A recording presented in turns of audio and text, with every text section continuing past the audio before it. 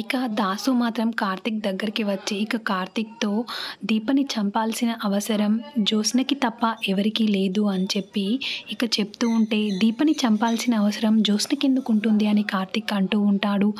ఎందుకంటే దీపని చంపితే యావదాస్తి జ్యోత్స్నది అవుతుంది అని అనగానే, అలా ఎలా అవుతుంది అని చెప్పి ఇక కార్తీక్ అంటూ ఉంటాడు. ఎందుకంటే అసలైన వారసురాలు దీపే కదా! దీప చనిపోతే ఆ వాస్తంతా జ్యోత్స్న చేతిలోకి వస్తుంది అని అనగానే ఇక కార్తీక్ ఒక్కసారిగా షాక్ అయిపోతూ మరి జ్యోత్స్న ఎవరు అని చెప్పి అంటూ ఉంటే, జ్యోత్స్న నా కూతురు, శివన్నారాయణ గారి మనవరాలు, సుమిత్ర దశరథుల కూతురు దీపనే, ఆ ఇంటి అసలైన వారసురాలు కూడా దీపనే అని చెప్పి ఇక కార్తీక్‌తో చెప్తూ ఉంటే ఇక కార్తీక్ మాత్రం ఒక్కసారిగా షాక్ అయిపోతూ ఉంటారు.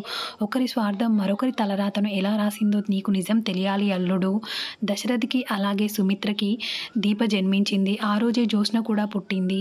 ఇక పారిజాతం స్వార్థంతో నా మనవరాలు ఈ ఇంటికి వారసురాలు కావాలి అని చెప్పి జ్యోత్స్నని తీసుకువెళ్ళి సుమిత్ర పక్కన పడుకోబెట్టి ఇంటి వారసురాలిని చేసింది. కానీ అసలైన నిజం ఇది కాదు అని దాసు కార్తీక్‌తో చెప్తూ ఉంటే ఇక కార్తీక్ మాత్రం ఒక్కసారిగా షాక్ అయిపోతూ ఉంటాడు. మరి నిజం తెలుసుకున్న కార్తీక్ ఏం చేయబోతున్నాడు? అసలు ఏం జరుగుతుంది అన్నది రానున్న ఎపిసోడ్‌లో చూద్దాం. మీకు గనుక ఈ వీడియో నచ్చితే వీడియోకి ఒక లైక్ చేయండి. మన ఛానల్‌ని సబ్స్క్రైబ్ చేసుకోండి. Thanks for watching.